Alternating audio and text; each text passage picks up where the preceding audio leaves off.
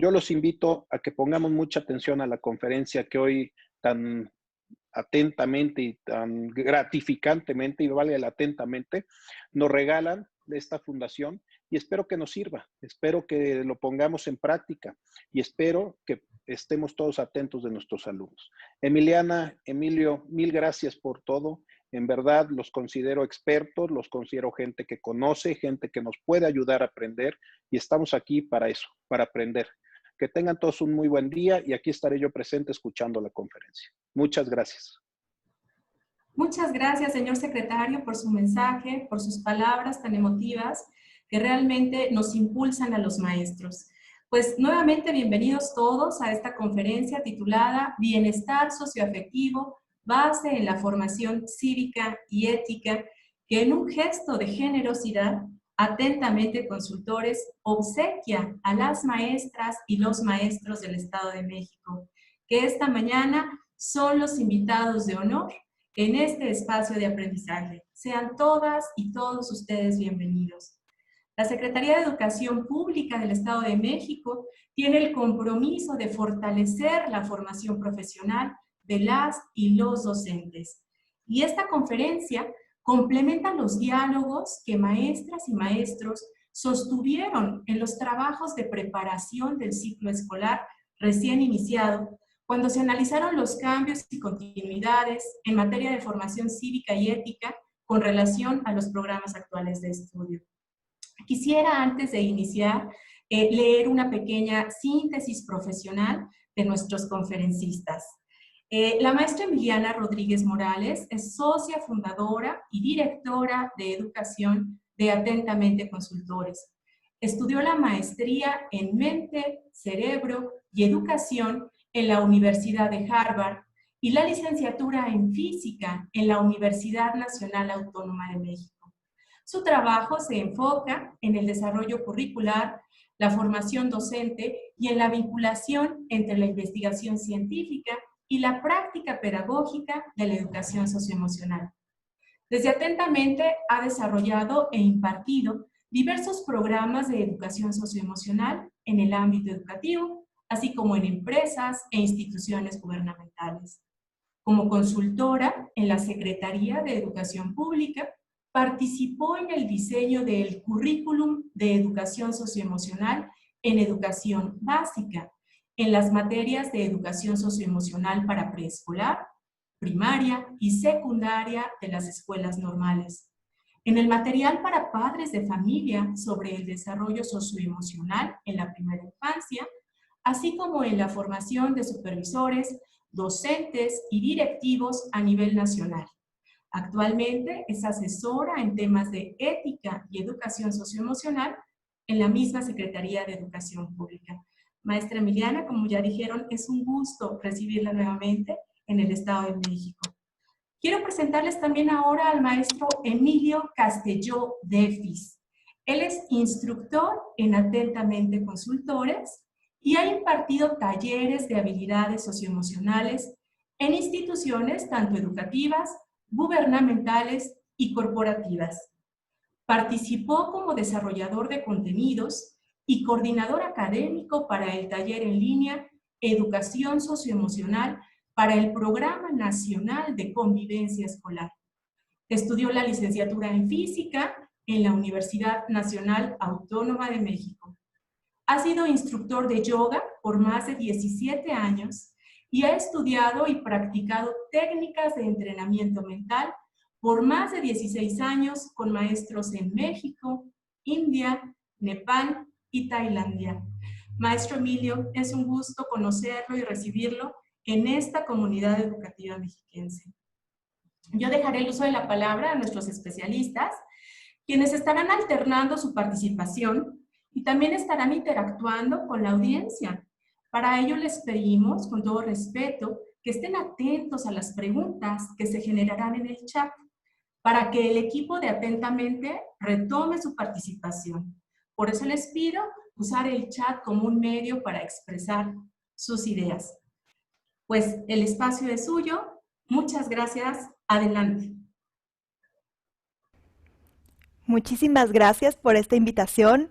Para mí, para Emilio, para todo el equipo, es realmente un honor participar en esta labor tan inmensa que están encabezando. Y justamente como mencionaba el secretario, en un momento de crisis, donde con la distancia, el distanciamiento social, la educación socioemocional y también la formación cívica y ética cobra una relevancia muy particular. Entonces, primero que nada, un agradecimiento a ustedes, a todos los docentes, maestros y maestras que nos están viendo. Es realmente un placer. Y pues vamos a comenzar.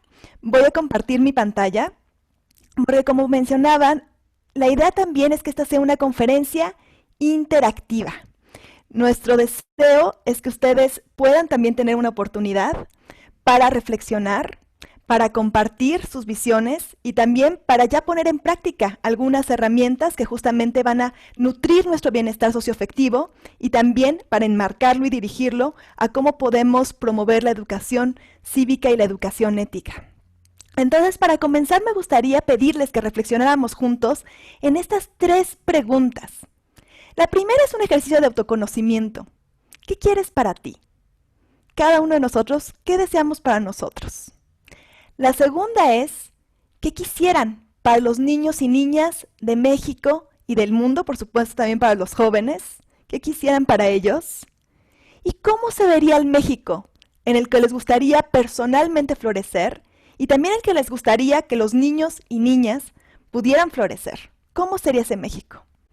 Entonces, dense un minutito para ir pensando en esto y también para regalarnos sus reflexiones en el chat aquí de Zoom y en el chat también de YouTube, porque como ya se mencionó, estamos muy atentos a sus respuestas y a poder recuperarlas para integrarlas en esta discusión.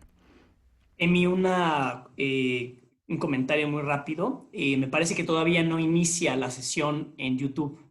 Ok, Entonces, perfecto. No sé si ahí nos puedan apoyar o algo para saber si los podemos incluir de manera paralela, ¿no?, en la sesión, porque todavía me parece que está en pausa. Perfecto. Entonces, en lo que se integran todas las personas también de YouTube, de todos modos, aquí tenemos varias personas que me encantaría escuchar su reflexión. ¿Qué quisieran para ustedes? ¿Qué quisieran para los niños y niñas de México y el mundo? ¿Y cómo es el México en el que les gustaría que todos podamos florecer? Y les voy a dar un reto. ¿Qué tal que me pueden resumir la respuesta a estas 3 preguntas en una sola palabra? A ver si nos pueden compartir en el chat en una sola palabra que quisieran para ustedes, para los niños y niñas de México, y cómo sería ese México donde podemos florecer.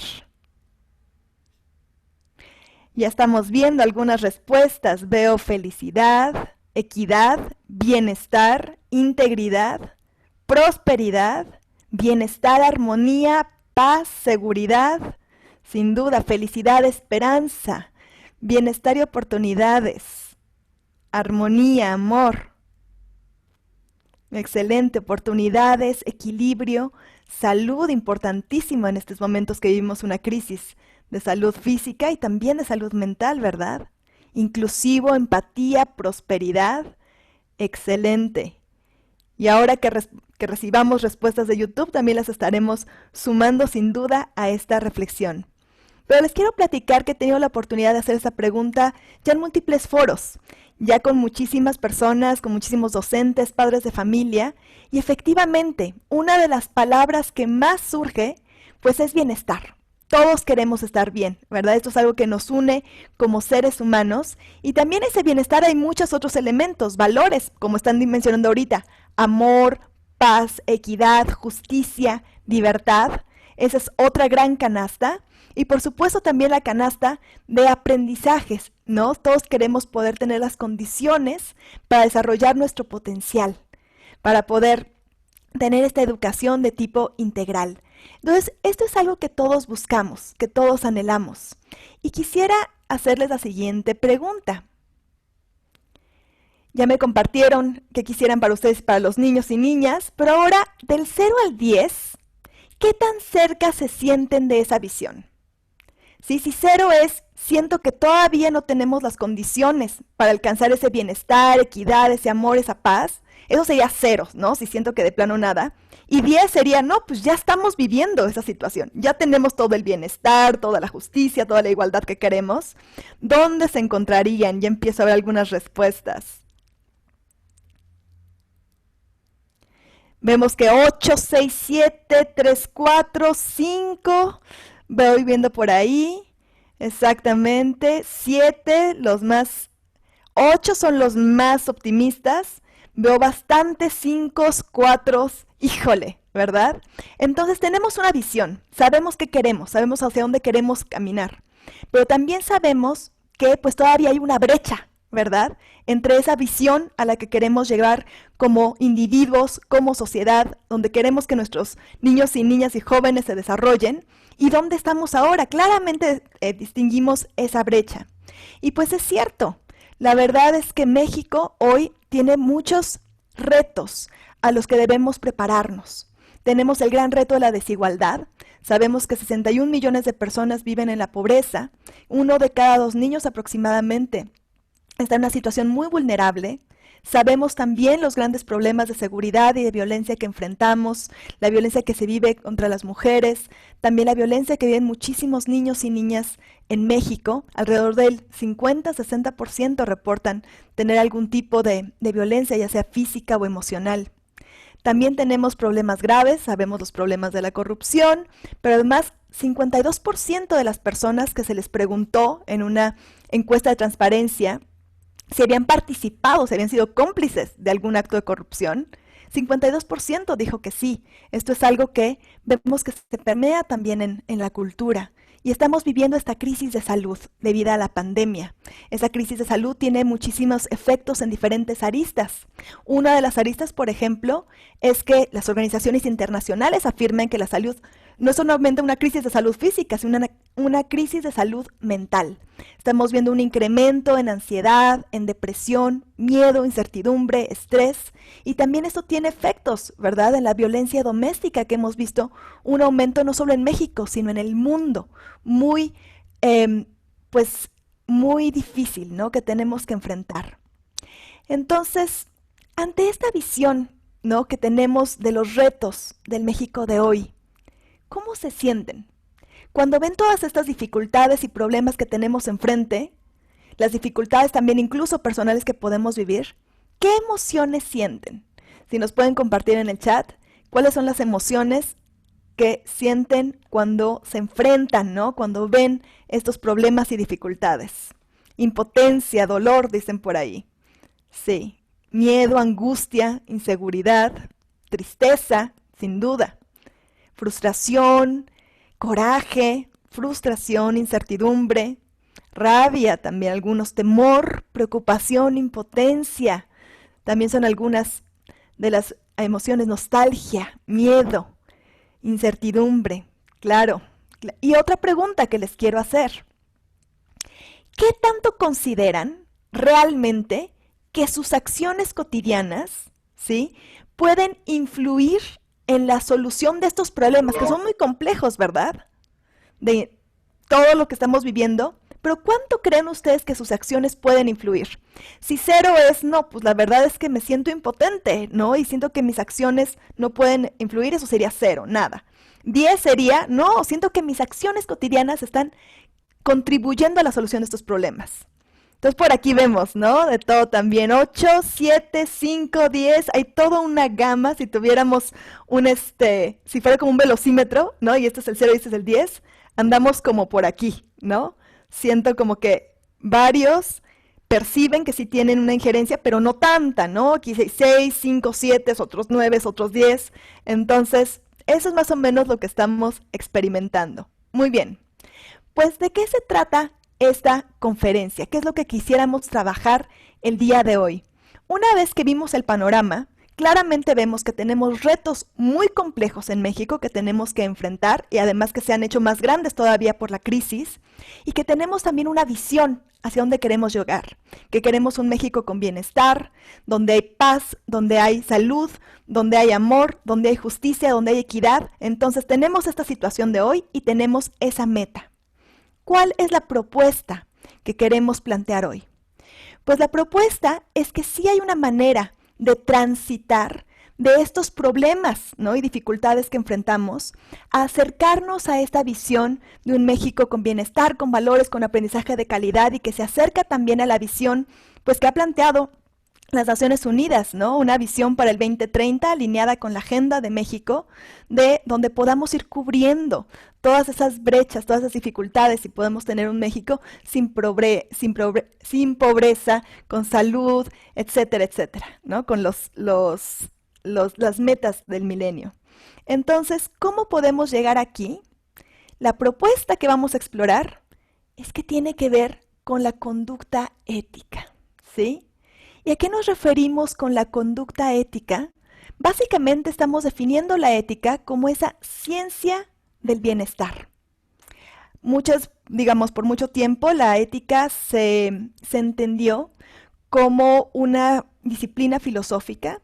A veces incluso se le asociaba con la religión, pero el día de hoy la ética está realmente informada también por los conocimientos científicos que nos permiten entender mejor el comportamiento humano, porque la ética se trata de identificar cuáles son aquellos comportamientos, actitudes, valores y principios que nos acercan a esa sociedad que buscamos, reconociendo que nuestra humanidad implica el vivir juntos, el vivir en sociedad, en encontrar maneras de convivir, en encontrar maneras de florecer tanto a nivel individual como a nivel colectivo. La ética es esa disciplina que nos ayuda a entender cómo hacerlo, cuáles son las conductas que caen en cada uno de nosotros que nos acercan a esa meta. Entonces, en lo que resta de la conferencia, vamos a explorar un poco más cuál es la relevancia de esa conducta ética y cómo se aterriza, cómo realmente podemos promover la formación cívica y ética, y cuál es el rol ahí tan importante de nuestras emociones, ¿ok? Eso es lo que estaremos viendo el día de hoy. Entonces, así como un médico, cuando tú vas con un médico y, por ejemplo, te duele el estómago, ¿verdad? Y vas con el médico para que te ayude a resolver el problema, ¿el médico qué hace? Pues básicamente primero, una vez que entiende, ¿no?, la situación y dónde te duele, hace un diagnóstico, ¿verdad? Trata de buscar cuáles son las causas de ese problema que tienes. Y luego que ve las causas de ese problema, si te duele el estómago, pues porque tienes una bacteria, porque estás estresado, o por cuál es la razón por la que te duele el estómago, una vez que ve las causas, busca si hay una solución a esas causas, es decir, si tu enfermedad tiene cura, y si la tiene, pues te da una receta. Y ahora, para que la receta funcione, pues la tienes que aplicar, ¿cierto?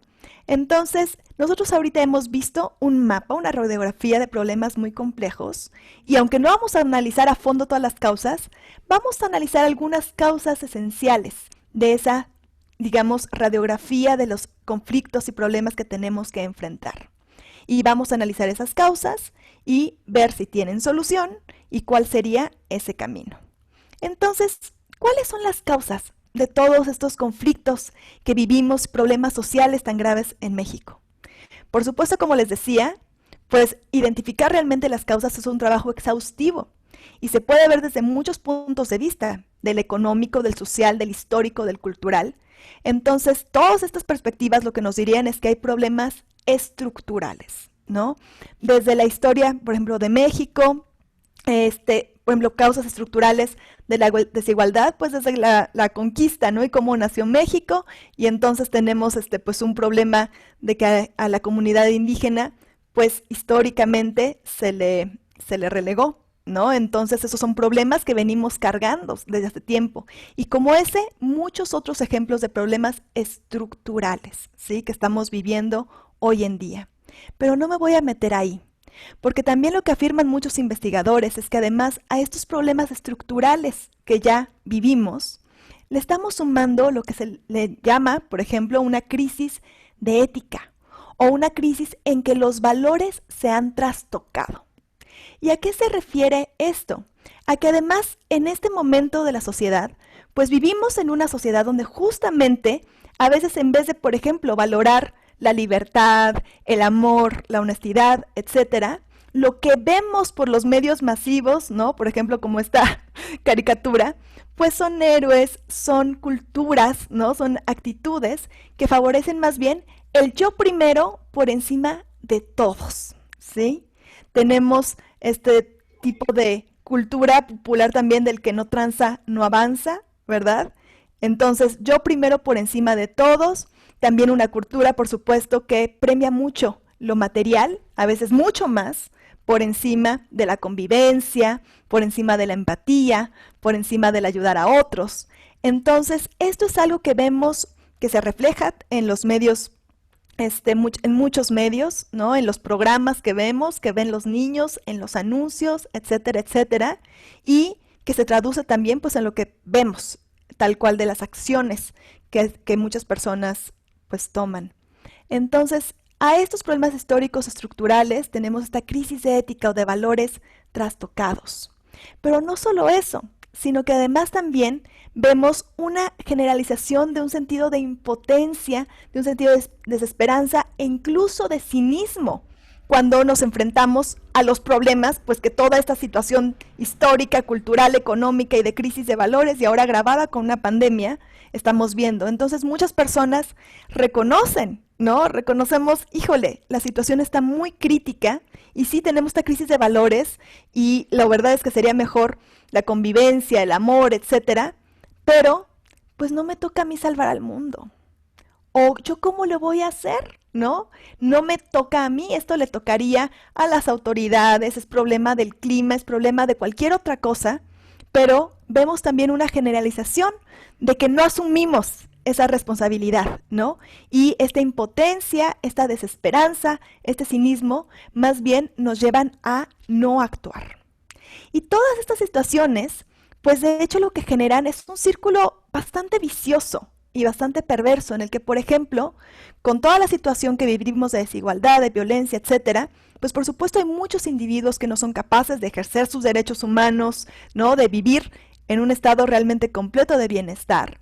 Y entonces cuando uno está en una situación donde se siente, donde está viviendo día a día para sobrevivir, literalmente, también en textos científicos decimos, pues estamos en una modalidad de sobrevivencia, porque no sé si voy a poder ser capaz de comer el día de hoy, no sé si le voy a poder garantizar a mis hijos su seguridad. Entonces, un individuo, muchos en México, están en esa situación de sobrevivencia, pero además se encuentran pues con una desconfianza en las autoridades, con que no sienten que las autoridades necesariamente van a poder resolver eso, van a poder garantizar justicia, van a poder garantizar los derechos, ¿no? Hay ya una falta de confianza ahí. Y también, pues con esto de la desesperanza, la impotencia, etcétera, no necesariamente encuentran tampoco apoyo de la comunidad. ¿Y qué sucede? Pues que en esas situaciones, que ahorita veremos también cómo funcionan incluso a nivel biológico, pues una persona siente que lo único que le queda, pues es hacer acciones poco éticas, saltarse el marco de la ley, ¿verdad? Y entonces, estas situaciones, ¿qué hacen? Pues hacen aún más profundos los problemas de violencia, de desigualdad, de corrupción, ¿sí? Entonces, este es un círculo vicioso que nuestra tarea es romper. Y realmente aquí la propuesta es que este círculo tiene muchos lugares donde podemos romperlos y la acción ética es justamente una de ellas importantísima. Entonces, para entender un poquito mejor también este círculo, ¿cómo operamos cuando estamos en una modalidad de sobrevivencia? Antes se pensaba, por ejemplo, que las decisiones que tomamos los seres humanos son muy racionales. Pero ahora sabemos que nuestro cerebro racional está completamente conectado y ligado con lo que se llamaría nuestro cerebro emocional, o lo que es el sistema límbico. Entonces aquí pueden ver un diagrama del cerebro muy simplificado y que también voy a explicar usando mi mano, para los que puedan ver mi mano. Entonces, ¿qué vemos aquí? Pues básicamente cuando yo percibo un estímulo, por ejemplo, si veo que viene ladrando un perro hacia mí, entonces el área del cerebro que responde primero es el área del sistema límbico o el cerebro emocional, donde hay unas estructuras que se les llama la amígdala, que es como una almendrita, ¿sí? Y esa almendrita es muy poderosa porque está conectada con todo nuestro cuerpo. Entonces la amígdala responde y dice, peligro.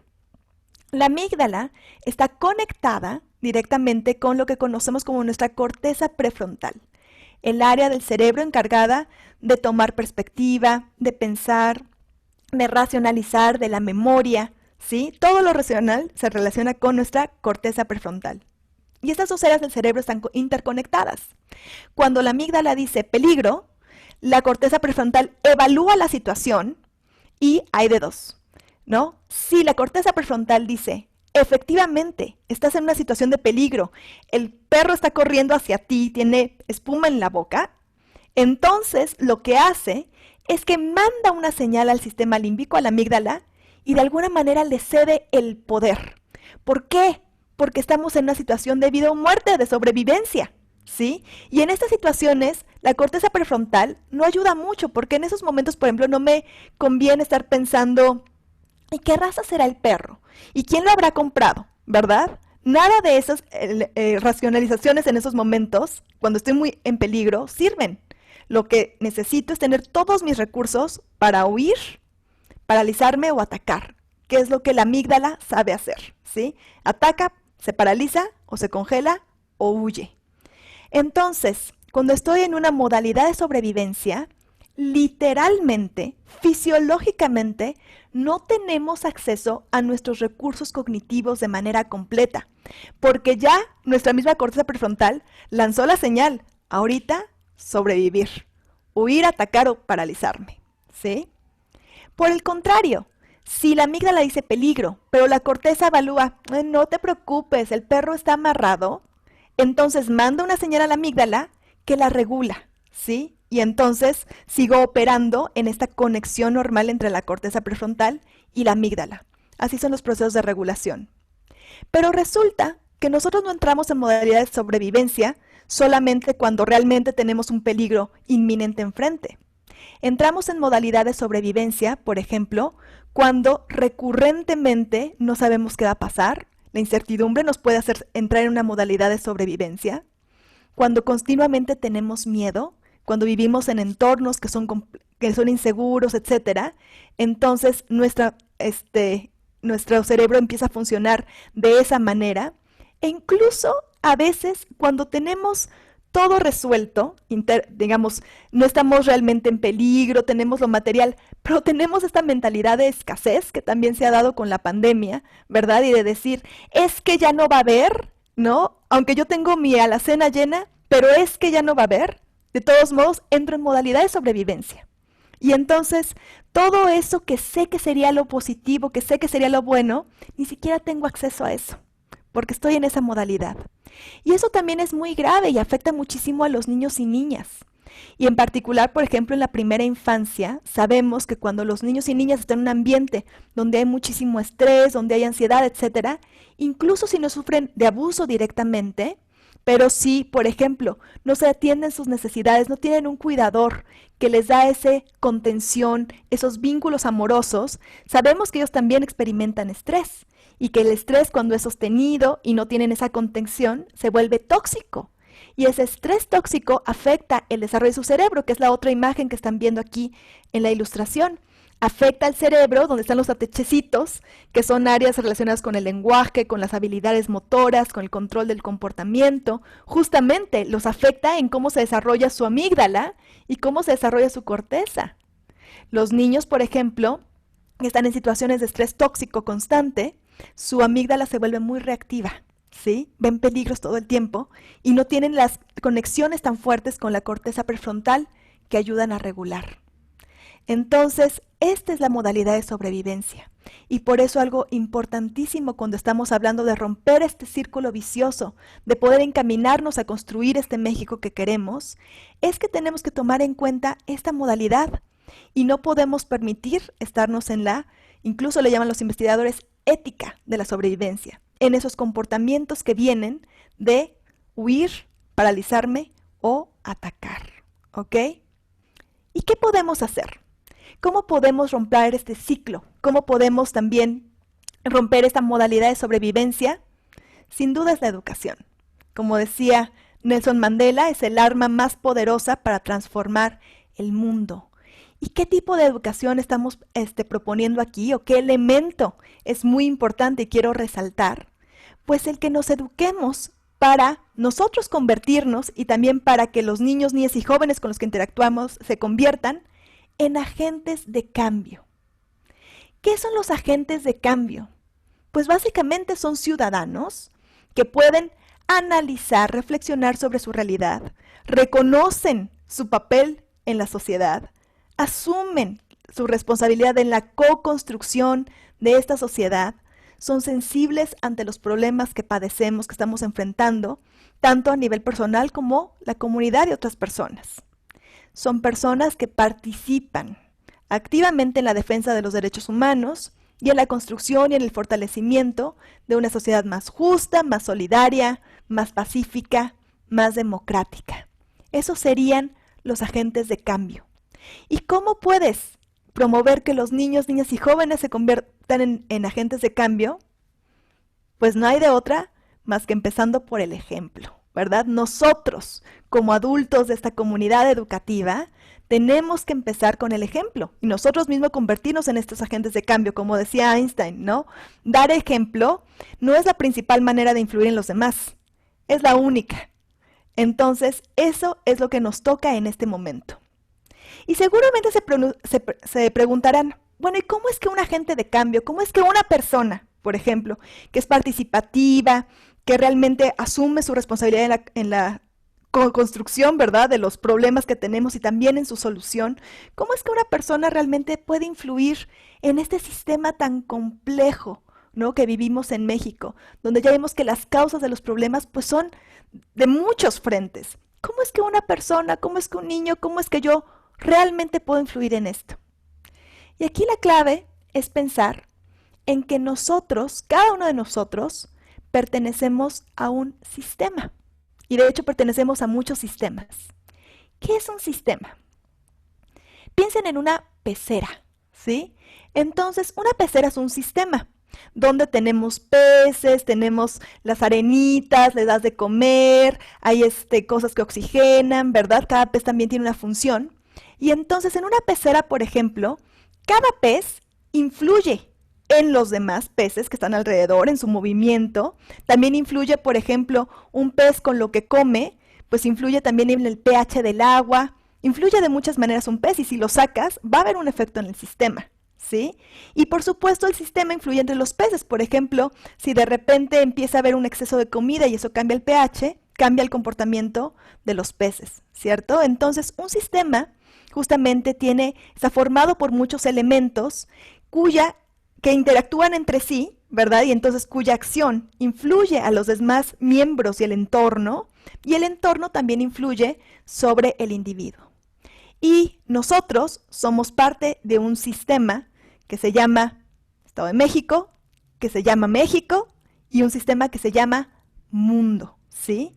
Y nuestras acciones, aunque parezcan chiquitas, van influyendo en ese sistema. De hecho, tenemos diferentes dimensiones de influencia. Por ejemplo, a nivel individual, claramente podemos ver cómo influimos en las personas más cercanas. Influimos en nuestra familia, influimos además muchísimo, maestros y maestras, en nuestros estudiantes y en las familias de nuestros estudiantes. Influimos en nuestras comunidades, influimos con nuestros colegas. Si pertenecemos a grupos de música, de lo que ustedes quieran, influyen en esos grupos. Y no solo eso, sino que además influimos también en las organizaciones. Las organizaciones y las instituciones están formadas por personas. Y eso integra una comunidad, ¿verdad? Y eso también, pues más arriba están las leyes, la regulación, las políticas públicas, etcétera. Pero entonces formamos parte de este gran sistema y aunque se mueve a diferentes ritmos, nuestras acciones lo van influyendo de una u otra manera a todo y el todo nos influye a cada uno de nosotros. Y algo muy importante es que a nivel individual, cuando estamos en esta modalidad de sobrevivencia, ¿verdad? Pareciera que nosotros solo más bien somos como víctimas, que realmente quienes nos influyen es el sistema y tú estás literalmente sobreviviendo. Pero también sabemos que nosotros podemos transformar eso y que aún en situaciones muy complejas podemos recuperar nuestra corteza prefrontal y podemos tomar decisiones libres, decisiones conscientes, que en vez de que nos lleven a ser víctimas del sistema, podamos transformar en nuestros círculos más cercanos, en nuestras familias, en nuestras comunidades y así poco a poco el sistema completo. Y eso lo sabemos también gracias a la neurociencia, que ahora nos dice que, por ejemplo, no estamos destinados, si vivimos en una situación muy compleja, muy vulnerable, no estamos destinados a ser personas que están completamente en esa modalidad de sobrevivencia. Si se consideran personas celosas, enojonas, etcétera, no estamos condenados a eso como adultos. Hoy sabemos que podemos trabajar para volvernos personas más pacientes, más conscientes, más críticas, más participativas, ¿verdad? Que podemos ser más perseverantes. Entonces, esto lo sabemos gracias a que antes se creía que, por ejemplo, todos esos aspectos eran de la personalidad y se formaban en la primera infancia, básicamente, pero que después se mantenían así por toda la vida.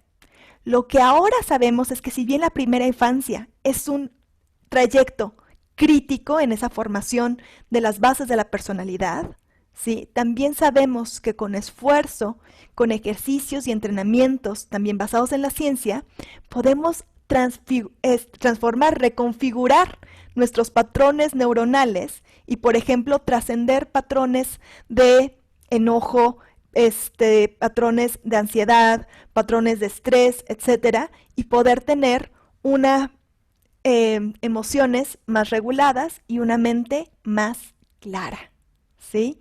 Eso es algo que ya sabemos gracias también a la investigación de la ciencia. Y ahora, pues, ¿cómo empezar?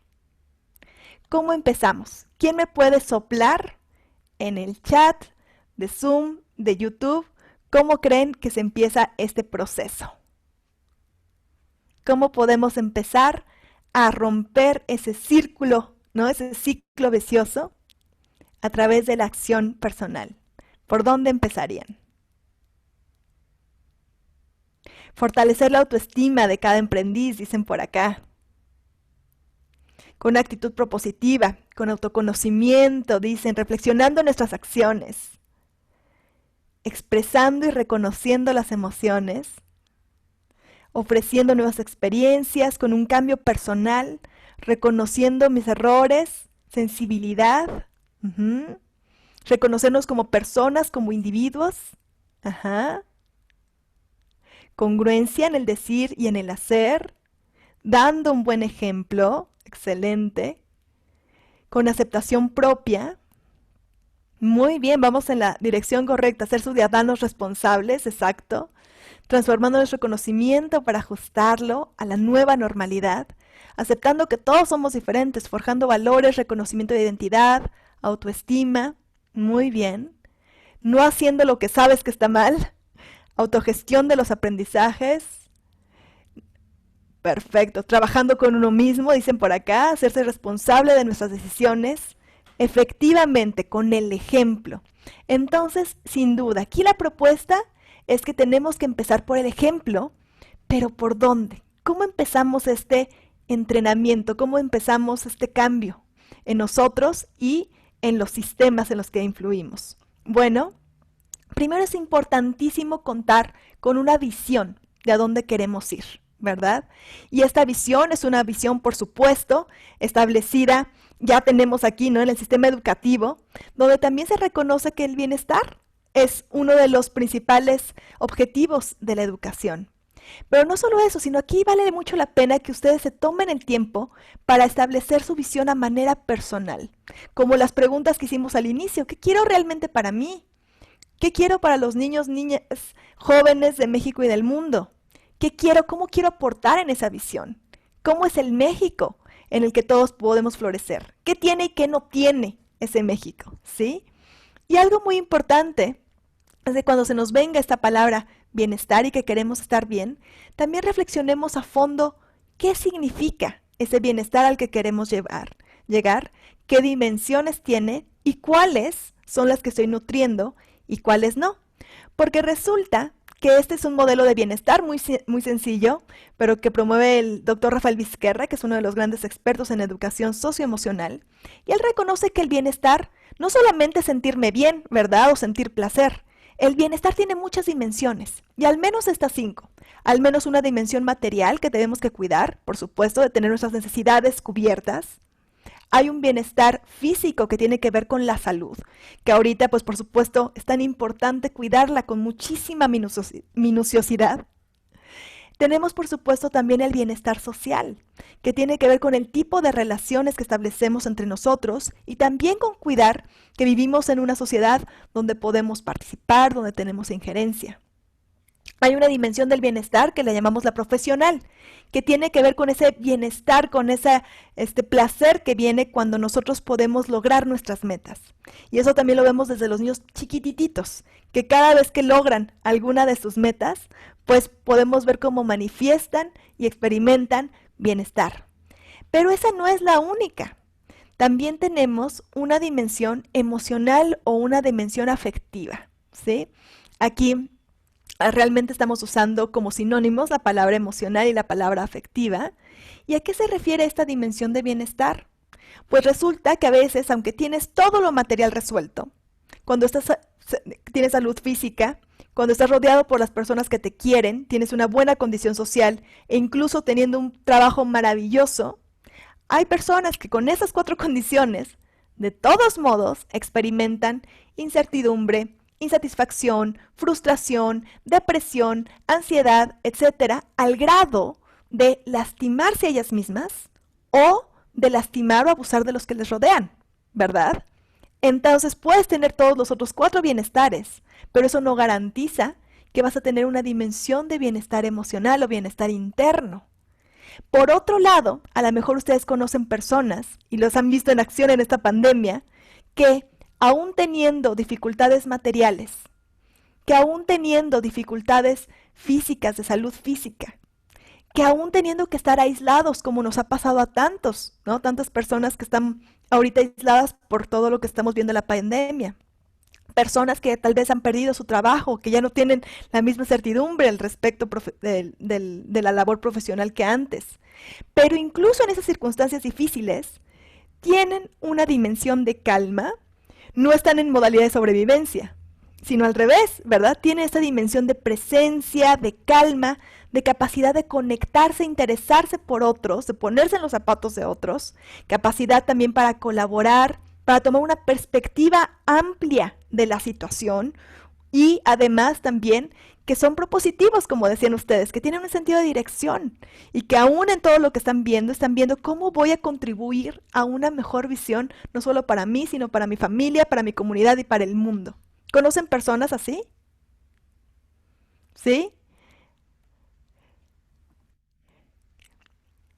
Emi, ¿ya tienes algunas noticias? ¿Ya estás recibiendo por allá de que sí? Me dicen Dicen por que aquí que sí, sí. afortunadamente. También Sí, por aquí, Emi, no sé si quieras comentar algo al respecto. Me parece algo que puede ser interesante a abordar brevemente. El maestro José Luis Albarrán nos dice que falta la dimensión espiritual, ¿no?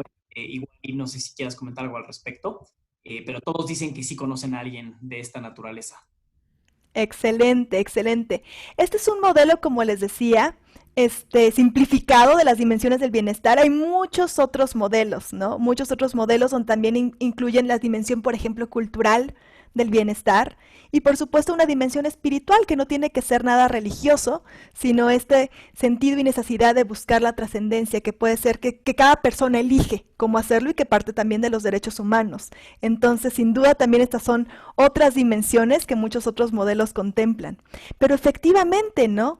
Qué interesante que podemos encontrar que, aunque pueden estar faltando muchas dimensiones del bienestar, si tenemos esa dimensión emocional, podemos, de hecho, es posible, nos acaban de decir, sí es posible tener esa dimensión emocional, aunque todo lo demás está faltando, y esa dimensión emocional, de hecho, nos permite recuperarnos de la adversidad.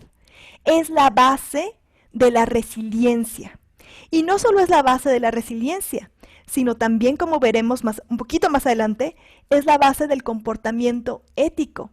Porque como les decía, si no tengo bienestar emocional, ¿no? Y estoy en esta modalidad de sobrevivencia, aun cuando tengo todo lo material, estoy en modalidad de sobrevivencia. No voy a estar pensando en cómo voy a beneficiar al otro, ¿verdad? O en cómo voy a contribuir a la solución de los problemas más grandes que vivimos. De hecho, nos volvemos parte de ese problema. Y por el otro lado, cuando tengo ese bienestar emocional y puedo tener la capacidad de conectarme, de perspectiva, etcétera, en situaciones difíciles, mi comportamiento pues va a ser mucho mejor. Entonces, el primer punto es tener esta visión clara de dónde quiero llegar y contemplar todas las dimensiones del bienestar. No se trata de solo sentirme bien yo o de sentir placer. El bienestar para los humanos es algo mucho más complejo y tiene estas dimensiones, tanto externas, podríamos decir, tanto de convivencia, como dimensiones internas de la persona, ¿sí? Y una vez que tengo una visión, pues tenemos que preguntarnos cuáles son los principios, cuáles son los valores, ¿verdad?, que realmente me acercan a ese bienestar. ¿Será el valor del yo primero por encima de todo el que me acerque a tener un bienestar en todas estas dimensiones? Difícil, ¿verdad? Porque cuando pensamos en el yo por encima de todo, muchas veces es, por ejemplo, yo por encima de todo quiere decir que me agandalle los últimos cubrebocas de la tienda, ¿verdad? ¿Eso favorece mi bienestar social? ¿Eso favorece mi bienestar emocional? ¿Eso favorece el bienestar físico de los demás? Por supuesto que no, ¿no? Entonces, hay valores que claramente nos acercan al bienestar en todas estas dimensiones y hay valores que nos alejan de ese bienestar. Entonces, nuestra tarea es poder realmente hacer un ordenamiento y poder identificar cuáles son los valores que nos acercan al bienestar. ¿Cuáles creen que sean estos valores? Si me pueden compartir en el chat. ¿Qué valores nos acercan al bienestar? Siendo los valores aquello que nosotros le damos importancia, ¿verdad? Y una manera de empezar a identificar no solo los valores que creo que me acercan al bienestar, sino los valores que practico, es fíjense a qué le dedican tiempo. Si, por ejemplo, ¿y qué le da importancia? Si yo le dedico tiempo, por ejemplo, a prepararme y estar muy a tiempo en mi trabajo, etcétera, seguramente estoy valorando la responsabilidad y la puntualidad. ¿A qué le dedico mi tiempo? ¿En qué enfoco mis acciones? Les va a dar una pista de los valores que realmente son importantes para ustedes, ¿no? Entonces aquí ya estamos viendo valores como la honestidad, el respeto, la tolerancia, la empatía, la responsabilidad, honestidad, amor, justicia, respeto, integridad. Exactamente, todos esos valores nos acercan al bienestar. Entonces aquí hay muchos, ¿verdad? Que hay una nube también de valores que han salido que nos acercan al bienestar. Entonces, algo importantísimo de los valores es que solamente se vuelven relevantes cuando se vuelven realmente mi brújula personal. Y eso requiere un trabajo. Eso requiere un trabajo, no de que me digan, estos son los valores que nosotros estamos sosteniendo, sino yo cómo conecto con esos valores. Porque es que realmente la solidaridad, por ejemplo, el ayudar a otros, podría conducirme al bienestar. Porque a veces no es fácil, ¿verdad? A veces, por ejemplo, si te enfrentas con que tienes que ayudar a una persona que no te cae del todo bien, y además resulta que estás cansado y sobresaturado de trabajo, ¿por qué habrías de ser solidario? ¿Cómo es que eso, en particular, te va a llevar al bienestar? Bueno, esa es una reflexión que nos toca a todos y cada uno de nosotros, porque el camino realmente para transformar y para el bienestar implica mi visión y tener una brújula que me lleve en dirección de esa visión y no que me desvíe, como la historia famosa del rey Midas, ¿no? Entonces, ¿se acuerdan del rey Midas? Pues él claramente quería bienestar y pensaba que el bienestar pues le iba a llegar por convertir todo en oro. Entonces, en la leyenda, pues se encuentra con los dioses que le dicen, te vamos a dar ese poder de convertir todo en oro, y pues empieza primero a convertir todo en oro, hasta que convierte su comida en oro y no se la puede comer, y convierte a su hija, ¿no? A su bien más preciado, en oro. Entonces, pues claramente ahí se da cuenta que le había errado, ¿verdad? Que había puesto como un valor, o sea, que él creía que el bienestar iba a llegar si se convertía el hombre más rico del mundo y podía tener esa riqueza, pero en la práctica se da cuenta que pues su brújula estaba chuequísima y que al darle preponderancia a ese valor, en realidad estaba sacrificando otros que eran mucho más importantes. Y como estos ejemplos tenemos muchos, ¿verdad? Entonces, ese sería el segundo paso importante para poder realmente actuar en dirección del bienestar, de nuestros principios y valores claros. ¿Pero qué creen? Aún con los principios y los valores claros, a veces actuar guiados por nuestros valores no es tan fácil. Por ahí dice la sabiduría popular, ¿verdad? Que del dicho al hecho hay mucho trecho. Incluso tenemos historias, por ejemplo, de grandes filósofos, como lo fue Séneca, ¿no? Que Séneca hablaba de estos grandes principios, de estos grandes valores, pero que en su vida misma hay muchas historias donde traicionó al valor, por ejemplo, de la justicia o del poner a los demás por encima de uno mismo. Entonces, incluso personas así que pueden escribir libros de lo más elocuentes sobre estos valores, eso no garantiza que los podamos poner en práctica. ¿Les ha pasado? ¿Les ha pasado, por ejemplo, que dicen, no, ahora sí, voy a ser más solidario con mi familia, pero híjole, el tío se porta de no sé qué manera y para cuando me doy cuenta, no solo le dije que no le voy a ayudar, sino que ya no lo quiero ver el resto de la vida, ¿verdad? Entonces, a veces, actuar a la altura de nuestros valores requiere muchas otras acciones. Entonces, ¿qué necesitamos para realmente poder actuar a la altura de nuestros valores, ¿no? Una vez que tenemos claro y, por ejemplo, decimos, pues sí, yo la verdad es que creo que quiero ser más solidario o que quiero ser más justo, ¿no? O nos damos cuenta, yo la verdad lo que quisiera es también ser más libre y entender qué es esa libertad y qué es esa responsabilidad que implica la libertad. Pues ese es el primer paso, pero después hay que desarrollar ciertas conductas y ciertas habilidades, ¿sí? Entonces, ¿cuáles son esas habilidades? Vamos a hacer un pequeño ejercicio. Me gustaría preguntarles y que me compartan en el chat lo siguiente. Imagínense a dos niños, puede ser un niño y una niña, ¿verdad? Que tienen un conflicto y que en vez de responder como lo que vemos en la foto de acá, ¿verdad? Actúan de manera respetuosa. Entonces, ¿qué hace un niño o una niña respetuosa en un conflicto? Esa es la primera pregunta. ¿Cómo se comporta? ¿Cuál sería la conducta de un niño o de una niña respetuosa? Por favor, compártamelo en el chat. Escucha, me dice dialoga, claro. Y también cuéntenme qué habilidades necesita para llevar a cabo esas acciones. ¿Qué habilidades tiene que tener para dialogar en un conflicto y no soltar el golpe? ¿Qué habilidades tiene que tener para poder dar alternativas de solución? ¿Qué habilidades tiene que tener para mediar la situación, como me dicen aquí? ¿Qué habilidades tienen que tener para poder ser amable aun cuando está en un conflicto? Aun cuando a lo mejor su compañerito le quitó su cuaderno o le hizo algo que lo hizo enojar. ¿Qué habilidades tiene que tener para ser sereno, que dice por acá, para ser empático, para ser comprensivo, para ser tolerante? ¿Qué habilidades? Y por acá ya me empezaron a contar también algunas habilidades. ¿Tú, Emi, ves algunas habilidades en el chat o en YouTube? Por aquí nos dicen autocontrol, empatía, tolerancia, regular sus emociones, habilidades de pensamiento crítico, que sea empático, dicen mucho, la capacidad de escuchar, de dialogar, de acordar, ser asertivo, autoconocimiento y autorregulación. Excelente. Entonces esto es bien interesante, ¿verdad? Porque si pensamos, por ejemplo, en lo que implica actuar a la altura de cada uno de los valores que consideramos que acerca al bienestar, pues empezamos a ver un montón de habilidades básicas que necesitamos desarrollar para poder actuar a la altura de los valores.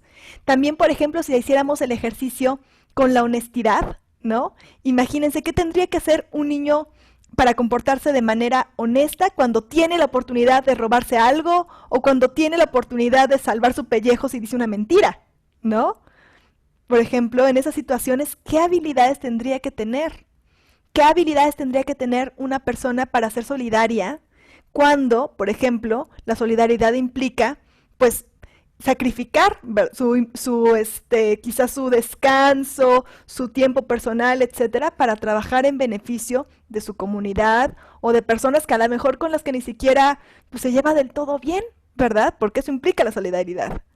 Entonces, ¿qué tiene que tener? Observa, escucha, analiza la situación, se detiene a pensar antes de actuar, empatía, compasión, nos dicen por acá. Exactamente. Entonces, algo que vemos y que ha sido también un tema de estudio muy importante para muchos investigadores, es que para poder realmente actuar a la altura de nuestros valores, para poder llevar a la acción el comportamiento ético y que no solamente se quede como una acción reflexiva donde sé que sería lo correcto o lo incorrecto, necesitamos desarrollar justamente un conjunto de habilidades entre las que destacan las habilidades socioemocionales. Entonces, bueno, aquí le estamos llamando habilidades. En realidad, a mí me gusta más el término competencia porque las habilidades o competencias socioemocionales realmente se conciben como un conjunto de actitudes, de valores también, ¿verdad? De conocimientos y de habilidades más chiquitas, más prácticas para poner en marcha. Entonces aquí, digamos, habilidades lo estamos tomando como ese término paraguas cuando estamos hablando de algo pues que tiene todo esto, conocimientos, actitudes, valores y habilidades más, subhabilidades si quieren llamarle así. Entonces este es un modelo que les estamos mostrando de habilidades socioemocionales muy universal, que se usa casi todo en muchos países, se dividen en estos grandes grupos, ¿no? Las habilidades que te permiten conocerte, autoconocimiento, conocerte, conocer tus fortalezas, limitaciones, valores, conocer también tus emociones y cómo funcionan. Y la siguiente es autorregulación, que tiene que ver con la regulación de las emociones y la regulación también del comportamiento, donde también hay subhabilidades como la metacognición, la capacidad de ser crítico y consciente de mis propios procesos. Ahí están las habilidades de conciencia social, donde está, por ejemplo, la empatía, la habilidad de entender a los otros y también de resonar con lo que están sintiendo. Habilidades relacionales, que tiene que ver, por ejemplo, con la colaboración, con la capacidad de manejar conflictos, de mediación, de negociación, y la toma responsable de decisiones, que además de responsable de decisiones, cuando lo marcamos en la formación cívica y ética, tenemos que pensar en cómo se llega a tomar decisiones justamente con criterios también éticos, ¿verdad? Entonces, aunque son socioemocionales, como ya vimos también incluso por cómo funciona el cerebro, pues hay muchas habilidades, digamos, cognitivas involucradas en este aspecto socioemocional o en este aspecto socioafectivo. Y estas habilidades son las que nos permiten poder encarnar realmente los valores que queremos. Como decíamos, el niño respetuoso pues necesita poder primero entender por qué el respeto es importante, que eso tiene que ver con el autoconocimiento y poder asumirlo como un valor, pero no solo eso, también tiene que ser capaz de regular su enojo, tiene que ser capaz de ponerse en los zapatos del otro y entender, bueno, por qué esta persona está actuando de esa manera, y tiene que tener la habilidad de escuchar, de colaborar, de mediar, de negociar, etcétera, y de tomar la decisión responsable de no darle un golpe, ¿verdad? Entonces, estas habilidades por eso se contemplan también como la base de la formación cívica y de la formación ética. Y como todas habilidades, estas se tienen que practicar. Como les decía, ¿no? Cuando hablábamos de cómo un médico te ayuda a curarte de una enfermedad, pues bueno, primero te diagnostica y luego si tiene una cura, ¿verdad? Te da una receta. Entonces aquí estamos viendo la receta. Pero la receta no sirve de nada si se pega en el refri, ¿verdad? Y se ve de vez en cuando. La receta se tiene que poner en práctica. Entonces, aquí, ¿cuál sería nuestra tarea y cuál es la propuesta? Es que realmente le invirtamos ese tiempo, ese esfuerzo a desarrollar estas habilidades socioemocionales en nosotros y en los niños y niñas. Porque, ¿qué creen? Estas habilidades socioemocionales no se aprenden simplemente por poder recitarlas. Se aprenden por el ejemplo, ¿sí? Nosotros tenemos que modelarlas como adultos y a partir de ahí, con ejercicios explícitos, apropiados a las diferentes etapas de desarrollo, relevantes, activos, ¿sí? Es que podemos empezar a desarrollarlas. Y en México, las habilidades socioemocionales las abordamos en los diferentes en las diferentes etapas del trayecto educativo con diferentes modelos también y recursos. Entonces, por Emi, ejemplo, sí, Emi. antes igual y de pasar a esta diapositiva, hay una pregunta que nos hace una maestra, la maestra Dulce, que me parece que es pertinente, que es una pregunta que es muy común que nos hagan en nuestros talleres y que ahí da más tiempo de abordarla con el detenimiento de una currícula bien establecida como lo estás mencionando, pero quizás puede ser conveniente y constructivo, enriquecedor para todos, quizás mencionar un par de cosas sobre esta pregunta y lo que dice es esto. ¿Cómo nos podemos autorregular sin caer en la represión de nuestros sentimientos? Porque a veces podemos caer en ese extremo. Entonces, algo que creo que nos pasa a todos, como que es difícil entender la autorregulación, automáticamente la identificamos como reprimir. Entonces, si quisieras decir algo al respecto. Muchas gracias, Emi. Es una pregunta importantísima y efectivamente, regular las emociones no quiere decir dejar de sentirlas, ¿verdad? Ni controlarlas necesariamente. Por eso hablamos de regulación y no de control del todo, ¿no? Algo que es muy importante es que para regular las emociones hay familias de estrategias y eso también ya está muy estudiado. Entonces, ¿qué estrategias, por ejemplo, son las principales para regular las emociones y qué significa esto? ¿No? Entonces, lo primero es darnos cuenta que las emociones se detonan por algo que sucede, tanto afuera como dentro de nosotros, ¿no? Entonces, en el caso del conflicto con el chiquito, pues a lo mejor fue el compañero que le dijo algo o que le quitó algo, pero no solamente son los elementos externos los que nos detonan emociones, a veces son nuestros propios pensamientos, ¿verdad? Nuestras propias ideas, las que disparan una emoción. Por ejemplo, híjole, no voy a poder con esta pandemia, no voy a poder con estas nuevas habilidades tecnológicas que tengo que poner enfrente. Y entonces esto detona una emoción en nosotros, ¿verdad? Entonces, una familia de estrategias es poder identificar estas situaciones y trabajar con las situaciones en sí mismas que nos detonan las emociones que no nos ayudan. Regular las emociones quiere decir identificar las emociones que no nos ayudan, que no nos conducen al bienestar, que no nos ayudan en nuestro desempeño, que no nos ayudan en la convivencia, y a esas poder bajarles la intensidad, la duración y la frecuencia, ¿verdad? Y identificar aquellas emociones que sí nos ayudan y poderles aumentar, digamos, la frecuencia, la intensidad cuando las necesitamos usar para alcanzar una meta. Eso significa regular las emociones. Y como les decía, tenemos las estrategias de trabajar con la situación que las detona, muy importante. Tenemos estrategias para trabajar con las respuestas, ¿no? Entonces, por ejemplo, sí es muy importante controlar las respuestas que puedan ser agresivas. Y eso es toda una familia de regulación emocional, ¿no? Como cuando estoy enojado, es, por ejemplo, sí es mejor parar y no responder en ese momento porque estoy en modalidad de sobrevivencia y sabemos que me puede llevar a una conducta agresiva, dañina para mí y para los demás. Entonces hay estrategias para regular las respuestas también. ¿Qué las empieza y cómo responder? Pero hay otras dos familias de estrategias que son muy importantes y que a veces no tenemos tanta claridad de ellas, que es que podemos trabajar con nuestra atención para regular las emociones. Resulta que dice William James que aquello que atendemos es nuestra realidad. Si estamos enojados, la atención usualmente se va a lo negativo del otro, a lo que nos hizo, no solamente en este momento, sino siempre, ¿verdad? Y entonces eso alimenta, es como leña para la emoción, ¿sí? Entonces, si nosotros podemos aprender a regular nuestra atención, se llaman estrategias de despliegue atencional, también son estrategias muy poderosas para regular las emociones más de fondo, ¿sí? Porque a veces no podemos cambiar las situaciones, ¿verdad? O regular la respuesta no basta. Entonces trabajamos también con el aspecto interno de la regulación emocional al trabajar la atención. Y la siguiente es la familia de estrategias de cambio cognitivo. Trabajamos con los pensamientos. Todas las emociones vienen con historias que colorean nuestra manera de ver el mundo, nuestra manera de percibir, nuestra manera de tomar decisiones. Y podemos aprender a identificar esas historias, esos pensamientos, a cuestionarlos con pensamiento crítico y poder darnos cuenta cuando los pensamientos son sesgados, son exagerados, son prejuiciosos y no nos están ayudando a ver la situación con perspectiva. Entonces, estas son las familias de regulación emocional que de hecho van a encontrar en el manual del cual Emilio les va platicar en un momento. Podría abonar rapidísimo un detallito más, Emi. Sí, claro.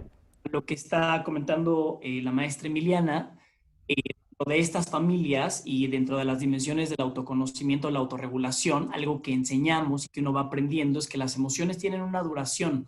Podemos entender las emociones como un episodio en el que muchas veces reprimimos a la emoción porque nos identificamos con la emoción. Si te sientes enojado, de repente crees que tú eres el enojo. En lugar de decir, bueno, lo que estoy sintiendo ahorita es enojo, pero yo no soy el enojo.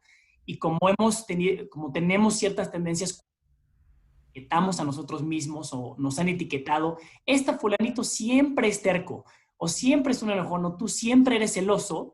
Entonces, la manera en la que normalmente interpretamos estas circunstancias es como si nosotros nos volviéramos solamente saber que las emociones son parte de la experiencia que estamos teniendo, nos ayuda simplemente a aprenderlas a soltar.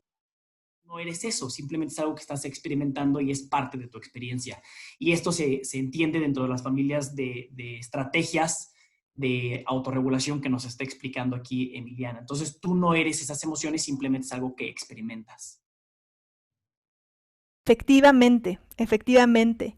Y pues como les comentaba, afortunadamente ya la educación socioemocional está integrada, ¿no? A nuestros trayectos formativos. Entonces, para la educación básica se trabaja principalmente con estas 5 dimensiones de autoconocimiento, autorregulación, autonomía, empatía y colaboración. En la educación media superior se abordan a través del programa Constrúyete, que también da muchísimas herramientas, y ahora también se va a incluir en los programas de Aprende en Casa.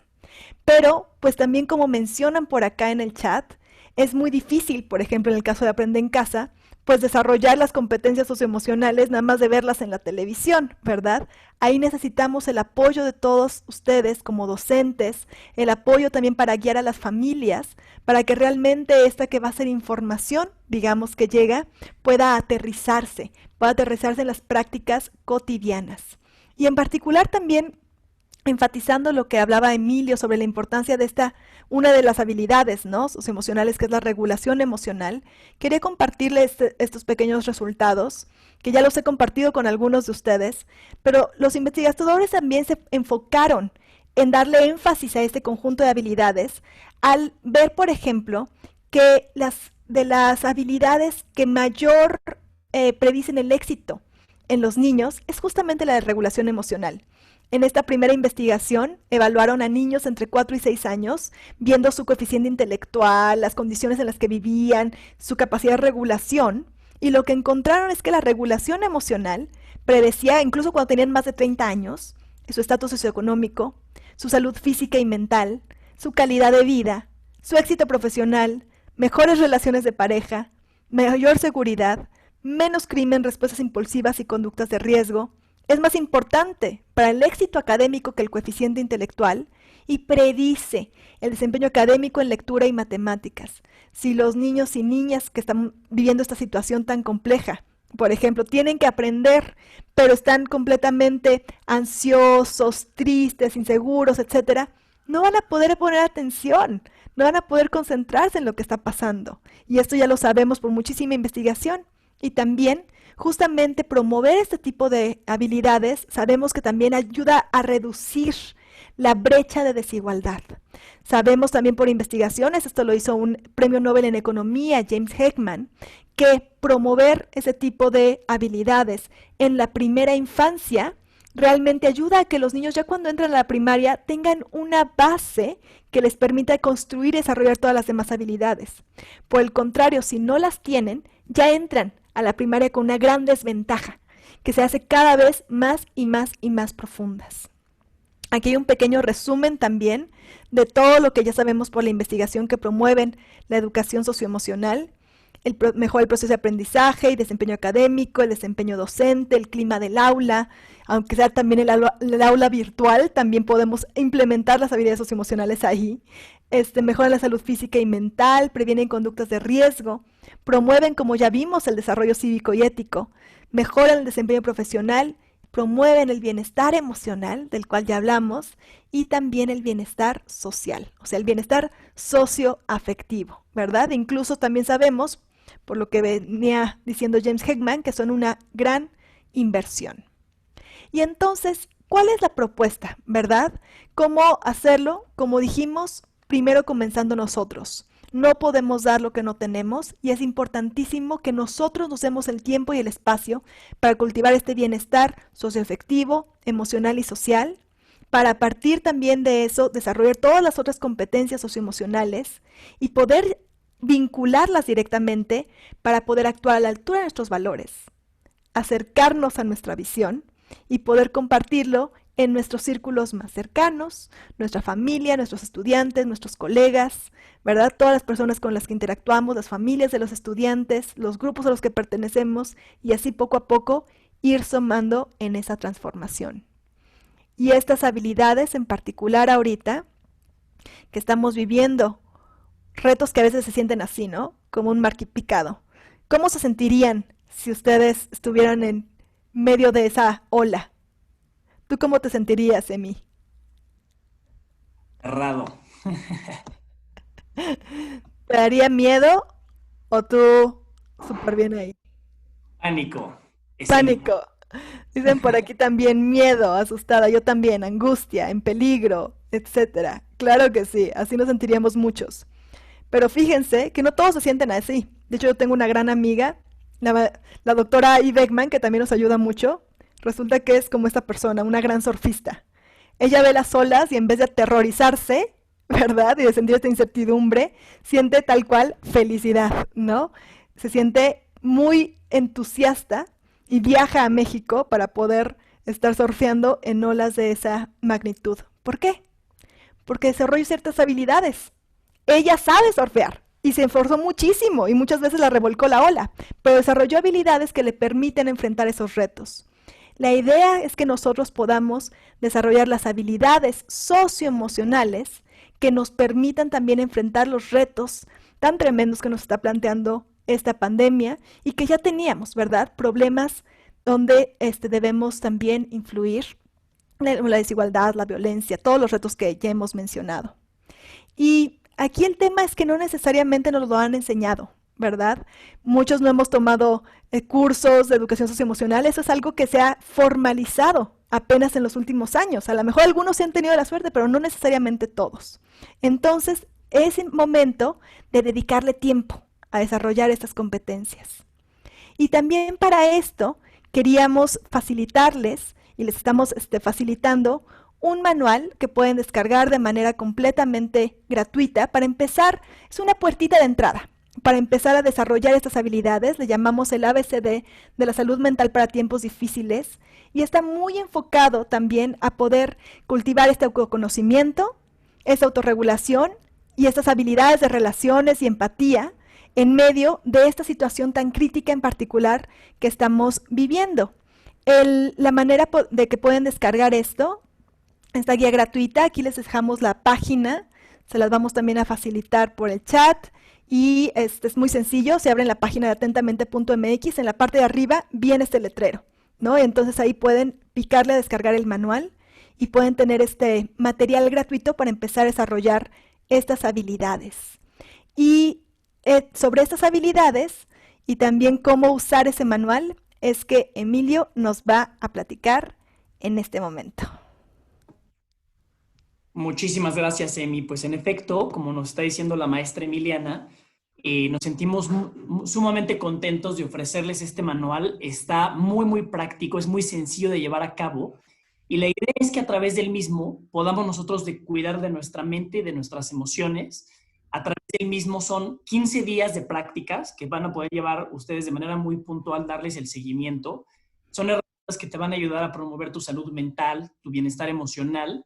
Te van a dar un estado de satisfacción, de plenitud interna, en donde reconozcamos cosas importantes que tienen que ver con la flor del bienestar que nos presentaba Emiliana hace unos minutos, en donde la satisfacción o este estado de plenitud no necesariamente proviene de los estímulos sensoriales, sino de una mente sana y en balance.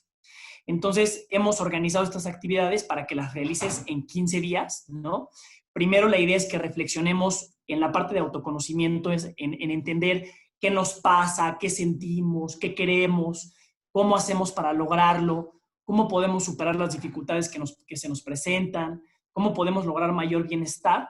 Después de eso vamos a reflexionar sobre nuestra relación con el entorno, cómo nos relacionamos, por ejemplo, con otras personas, qué queremos aportar al mundo, cómo sacamos el mayor provecho a nuestras fortalezas, cómo lidiamos con el exceso de información, que es uno de los aspectos más complejos a los que estamos expuestos hoy día, cómo protegemos a nuestros seres queridos, cómo cultivamos relaciones constructivas y cómo podríamos actuar de una manera que beneficie a otros. Nos sentimos verdaderamente orgullosos atentamente de compartir nuestros ABCDs del bienestar emocional, la atención, la bondad, la claridad y la dirección, que en buena medida circunscriben las principales dimensiones de la educación socioemocional y que están estudiados por la neurociencia, ¿verdad? Por el ámbito educativo y también por la psicología. Entonces, esa es la idea y que, como bien mencionaba Emiliana, al desarrollar estas competencias socioemocionales, nosotros podemos verdaderamente, no nada más que sea en el discurso, pasar de la intención a la acción y que verdaderamente podamos propiciar en nosotros mismos, de la misma manera que uno va al gimnasio para construir bíceps, de la misma manera a través de herramientas específicas y prácticas, puedes ir desarrollando estos valores y llegar al final a tener una toma responsable de decisiones y tener una perspectiva ética en nuestro actuar cotidiano. Entonces, en buena medida, así es como está pensado este cuadernillo. Y ahora quisiéramos que hagamos de manera muy breve una de estas actividades. De hecho, es la actividad que está pensada para el día 12. Es una actividad de empatía. Entonces, vamos a hacerla. La empatía está definida como la habilidad que tiene un individuo para ponerse en los zapatos de los demás, para conectar con lo que otra persona está sintiendo y está pensando. Entonces, les voy a pedir que hagamos este ejercicio pensado, ¿ok? La primera parte es la siguiente. Les voy a pedir a cada una de las personas que nos escucha, que nos está viendo, que piensen en una persona. Puede ser un amigo, un familiar o un vecino, y les pido que tomen una hojita y que se den así un minutito para anotar en esta hojita 5 cosas que ustedes piensen que tienen en común con esta persona. O sea, ¿qué cosas, qué elementos o qué aspectos consideras tú que tienes en común con esta persona? Adelante, les doy un minutito para que escriban estos 5 aspectos y los vayan escribiendo. Y mientras los van escribiendo, mientras damos ese tiempo para que lo escriban, aprovecho para ofrecerles una enorme disculpa. Sabemos que hay mucha gente que nos está viendo por YouTube y sabemos que se perdieron los primeros 20 minutos, más o menos entre 20 y 30 minutos de la sesión porque tuvimos algunos problemas técnicos. Afortunadamente ya se resolvieron esos problemas técnicos. Sabemos que ya nos están viendo ahorita en vivo y esos primeros 20 minutos pueden verlos posteriormente para que completen toda la sesión en el canal de YouTube de la Subsecretaría del Estado de México. Ahí se pueden meter y ahí va a estar grabada. Entonces, por favor, pues hay una enorme disculpa de este inconveniente. Son los retos tecnológicos y es parte de lo que tenemos que practicar, la paciencia. Entonces, adelante. Espero que ya todos tengan sus 5 cosas que tienen en común con esta persona. Y ya que las tengan, les voy a pedir, si alguien se siente cómodo para esto, les voy a pedir que cierren los ojos. Si no, si quieres tener tus ojos abiertos, también lo puedes hacer, pero a veces con tus ojos cerrados ayuda a generar este proceso introspectivo de sentir verdaderamente cada uno de los enunciados que yo te voy a ir diciendo. Y es justamente la parte 2 de este ejercicio. Entonces, te voy a pedir que por favor pienses nuevamente en esta persona a la que elegiste y trata de escuchar cada uno de estos enunciados y ve si resuenas con cada uno de estos. El primero es este. Igual que yo, esta persona experimenta pensamientos, sentimientos y emociones. Al igual que yo, en algún momento esta persona ha experimentado tristeza, desilusión, enojo, pérdida o confusión. Al igual que yo, esta persona ha experimentado dolor y sufrimiento en la vida.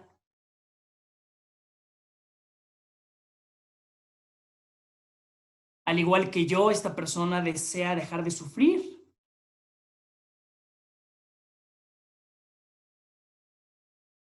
Al igual que yo, esta persona desea estar sana y sentirse amada. Al igual que yo, esta persona desea tener relaciones sanas y constructivas. Trata de imaginar a esta persona enfrente de ti. Al igual que yo, esta persona quiere sentirse bien y ser feliz.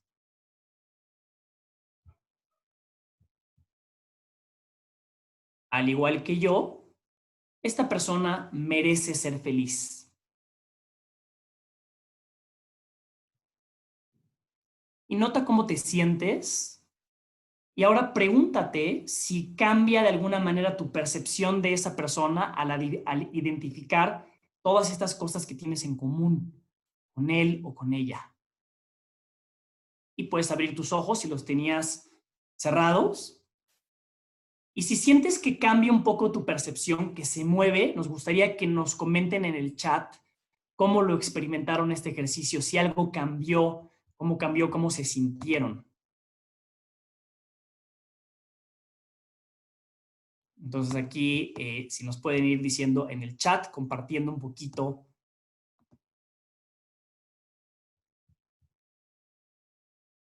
Exacto, entonces por aquí Viviana nos dice, la sientes a esta persona más cercana a ti, se logra mayor empatía, se genera empatía al ponerme en el lugar del otro, siento cercanía, más parecida a mí, puedes identificar las necesidades humanas y sociales en común por encima de las diferencias menores. Esto que nos dice Jonathan está excelente, porque, por ejemplo, esta actividad lo hicimos ahorita con un amigo, un familiar o un vecino, pero el reto, y es la manera en la que vas construyendo como músculo de empatía, es que eventualmente puedas hacer este mismo ejercicio con personas que te son difíciles incluso, y darte cuenta que a pesar de que tienes muchas cosas que los diferencian a ti y a esa persona, compartes algo que es fundamental y es la humanidad. Compartes las ganas de ser feliz y de dejar de sufrir. Y esta empatía es lo que necesitamos para lograr estos valores que nos estaba mencionando la maestra Emiliana. Entonces, sin más por el momento, adelante, Emi, para seguir.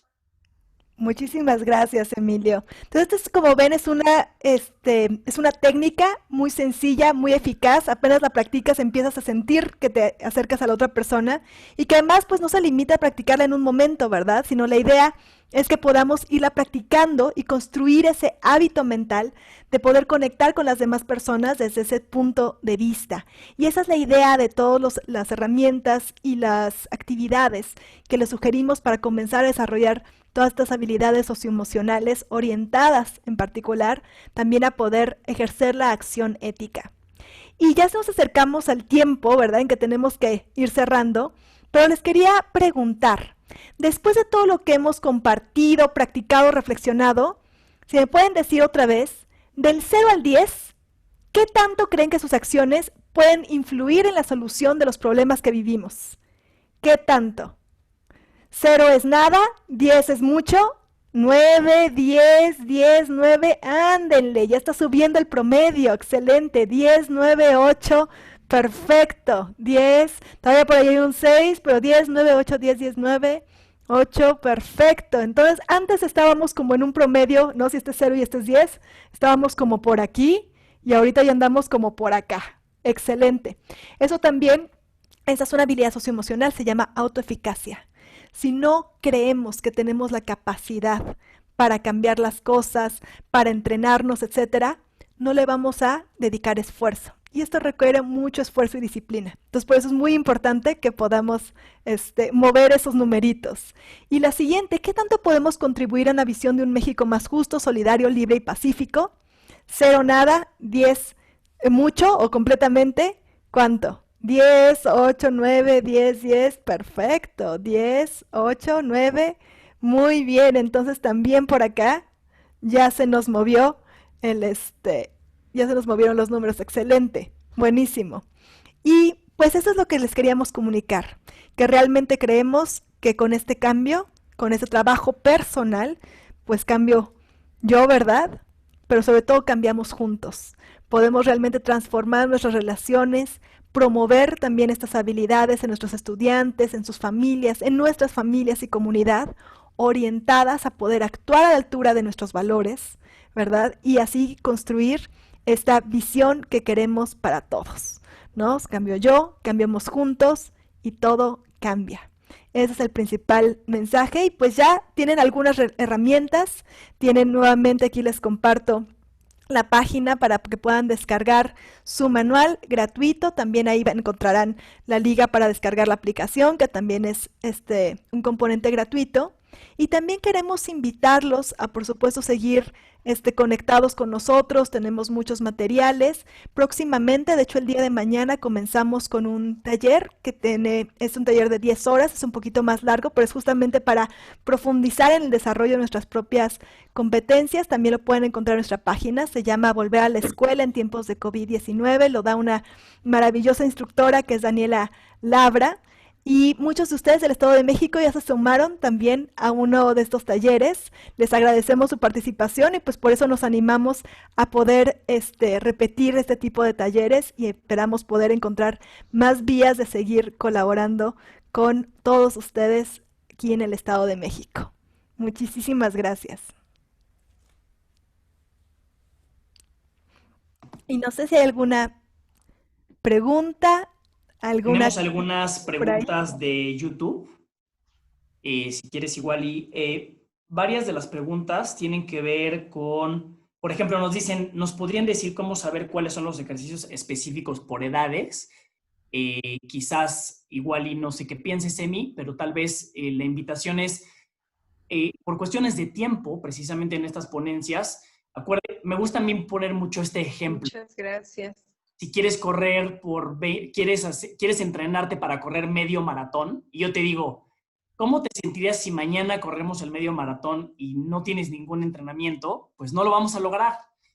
De la misma manera, a veces algo que nos cuesta trabajo entender, en términos generales, es que el proceso de la educación socioemocional, como cualquier otro aprendizaje, también requiere tiempo, requiere de un entrenamiento.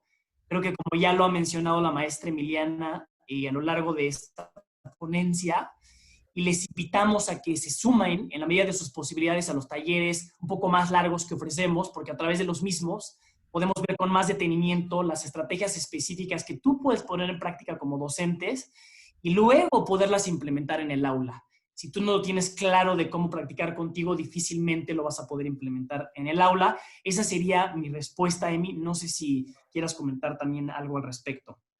Creo que es excelente respuesta, Emi. Nada más lo único que agregaría es que si ustedes consultan también los aprendizajes clave de la educación socioemocional, donde está este modelo, ahí van a poder encontrar orientaciones didácticas para ir desarrollando las diferentes habilidades según la etapa de desarrollo, ¿no? Ahí vienen todos los indicadores de logro para la primaria y secundaria, y con orientaciones didácticas específicas, y para los estudiantes de media superior en el programa Construyete es una excelente herramienta que tienen a su alcance también.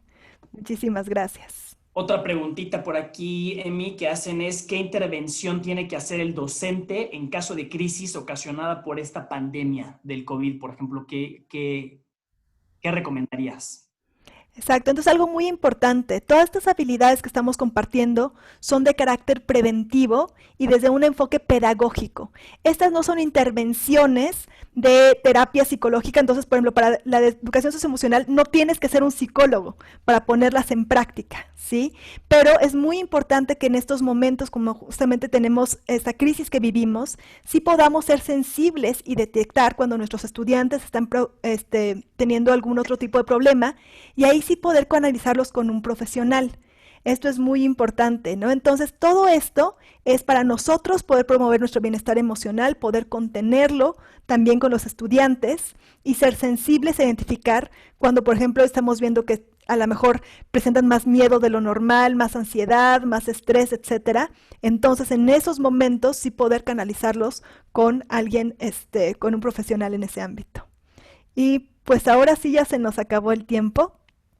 Y les agradezco muchísimo su atención. Muchísimas gracias, Emi, por tu participación, por darle voz también a todos los maestros y maestras que nos ven en YouTube y aquí también en Zoom. Muchísimas gracias las autoridades, maestro Tinoco, maestro Fernández, muchísimas gracias. Emiliana y Emilio, el secretario hace unos minutos se retiró, tiene otra actividad, pero estuvo todavía hace 7, 8 minutos. No teníamos muy claro si cerrábamos de inmediato, íbamos a abrir un poco más la sesión de preguntas y respuestas. Les agradece por mi conducto a ustedes, Emiliana y Emilio. Les agradece atentamente. Y por otro lado, también quisiera referir las palabras de Emilio al explicar que la falla técnica ajena a nuestra voluntad será subsanada enviando la conferencia. Nos aseguraremos que llegue a cada uno de los docentes. Estamos hablando de por lo menos 90,000 maestras y maestros. Tenemos todas las posibilidades de hacerlo llegar. Aquí están los subdirectores regionales que nos ayudarán a través de los supervisores, los directores y los docentes, de modo que tengan la conferencia y también esta guía gratuita que nos han dado ustedes. Quiero reconocer el altruismo con el que están apoyando al Magisterio del Estado de México. Al apoyar a las maestras y los maestros, apoyamos a madres y padres de familia y apoyamos a los estudiantes. Les doy una referencia. Si somos alrededor de 2 millones de personas de la comunidad de la Subsecretaría de Educación Básica, incluidos los estudiantes, docentes, poco más, habría que poner más o menos 1 millón de padres de familia. 2 millones de estudiantes, alrededor de 90,000 maestros, más o menos 1 millón de padres de familia. O sea, la conferencia de ustedes sin duda impactará en números muy grandes y en su haber en estos tiempos difíciles de pandemia y COVID-19 pueden sentirse satisfechos de estar contribuyendo al bienestar socioemocional de una parte importante de las familias del Estado de México. Gracias por ello, a nombre de la Secretaría, a nombre del secretario, a nombre de la Subsecretaría de Educación Básica. Esperamos verlos muy pronto y pues no nos despedimos, nos decimos hasta pronto. Gracias. Muchas gracias, maestro. Hasta luego. Muchas gracias, secretario. Muchas gracias a todos los asistentes. Una excelente tarde.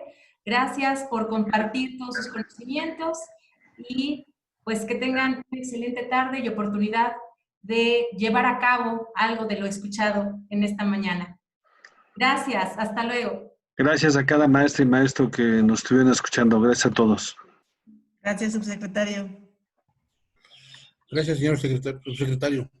Gracias, Hasta señor luego, subsecretario. secretario. Gracias a todos. Muchas gracias, señor Gracias también al maestro subsecretario. Alejandro Fernández Campillo que nos distinguió con su presencia. Muchísimas gracias. Hasta Muchas luego. gracias y que tengan Gracias, un excelente Emiliana. día a todos. La región Cuautitlán Izcalli, el agradecimiento para todos los ponentes. Muchísimas gracias. Gracias, Jessy. A ver, Jessy. Gracias. Gracias. Tengan Lindo excelente día. día. Gracias. Felicidades. Muchísimas gracias. Gracias. Gracias desde la región de Pérez. Texcoco. Gracias. El Gracias, Consejo para Emilio. la Gracias, Competencia Emiliana. Escolar, Buenas tardes. Convive, muchas gracias. Ya trabajamos Hasta luego. con ustedes. Y Convive ya trabajó con Atentamente. Muchas gracias. No. ¿Cómo estás? Gracias, Todo Liz, gusto, por maestra estar con Elizabeth. nosotros. Gracias, señor Isabel Osuna, la subsecretario. directora general del Convive. Gracias. Desde el Albarrán, que es de San Simón. Ustedes, de temas. Región Amecameca agradece mucho la atención, señor subsecretario. Y a las potencias, felicidades. La vez pasada, pero el año pasado sí. No la contestamos. La suficiente que nos permite, siempre agradecido, señor subsecretario. La región de Naucalpan, gracias Emiliana. Gracias, señor subsecretario. Excelente y muy